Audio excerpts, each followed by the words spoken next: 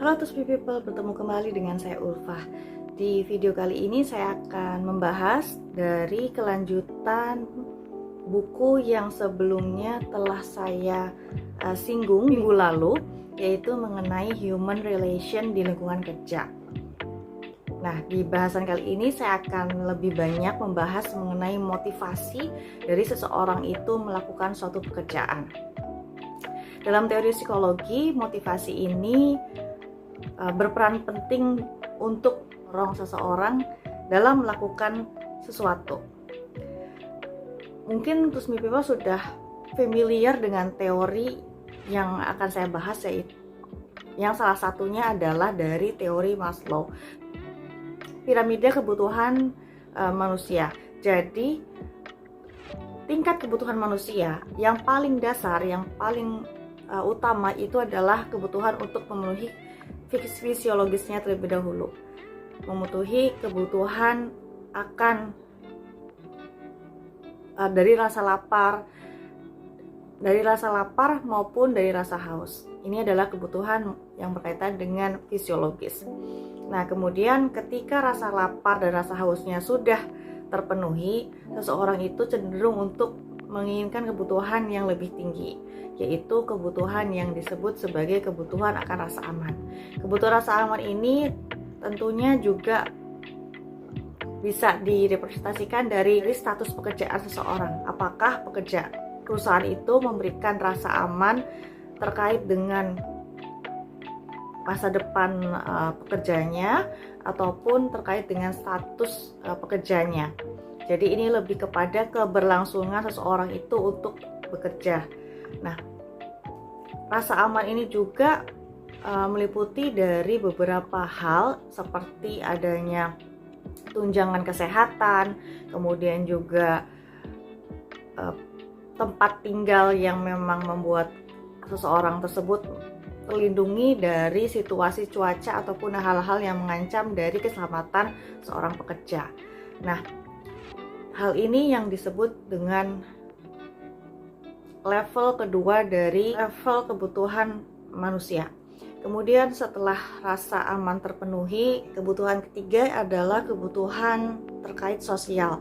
Kebutuhan sosial ini meliputi penerimaan dari pekerja lainnya atau kondisi lingkungan pekerjaan tersebut. Apakah seorang pekerja ini dapat diterima di lingkungan pekerjaannya, merasa nyaman bekerja di tempat itu, dan hal-hal yang lain menyangkut dari penerimaan, kasih sayang, dan hubungan pekerjaan dia dengan pekerja yang lain.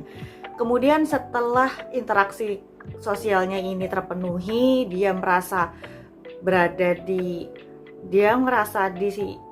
terima di lingkungan pekerjaannya dan dapat melakukan pekerjaannya dengan baik, akan timbul lagi kebutuhan yang lebih tinggi, yaitu adanya kebutuhan harga diri.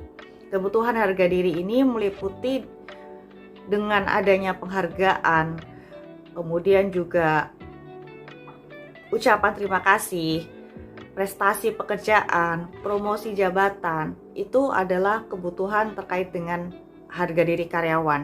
Nah, ini adalah level keempat dari kebutuhan manusia.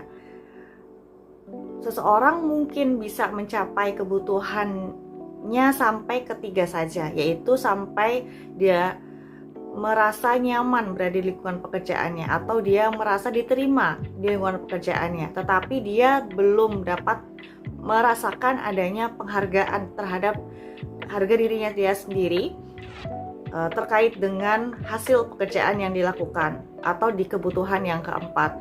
Karena bisa jadi di kebutuhan yang ketiga itu dia merasa sudah terpenuhi, dia tidak menuntut ingin memenuhi kebutuhan yang ketiga. Dia merasa biasanya orang-orang ini akan stuck di pekerjaannya itu. Jadi dia merasa tidak perlu mengupgrade diri, tidak perlu melakukan hal-hal yang menuntut pencapaian yang lebih tinggi dari potensi yang dia miliki.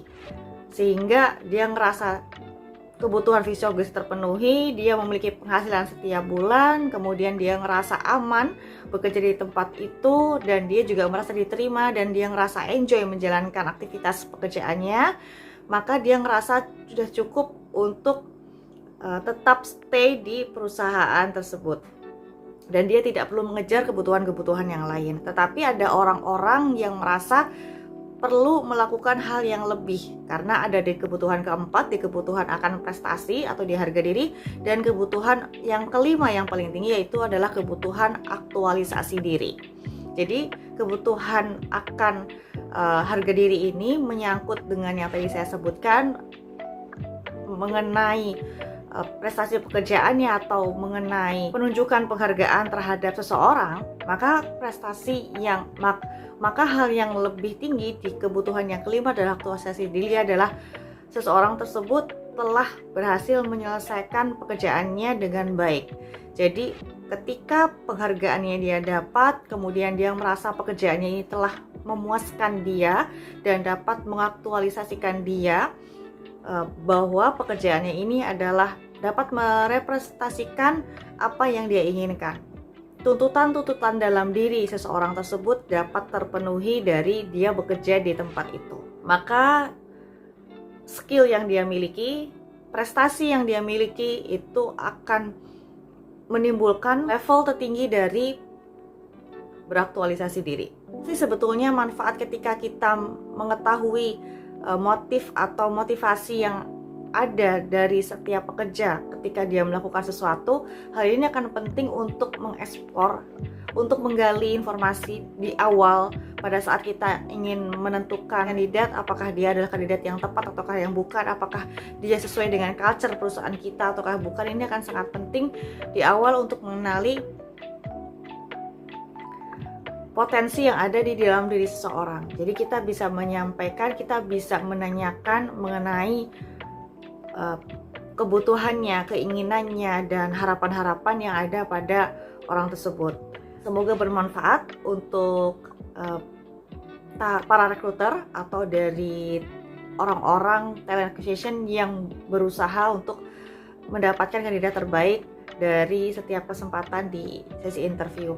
Itu dulu bahasan dari video ini. Saya akan memberikan penjelasan mengenai human relation yang lain di situasi yang konflik dan hal-hal yang menyangkut dengan pekerjaan di video berikutnya. Terima kasih sudah menonton video ini. Sampai jumpa.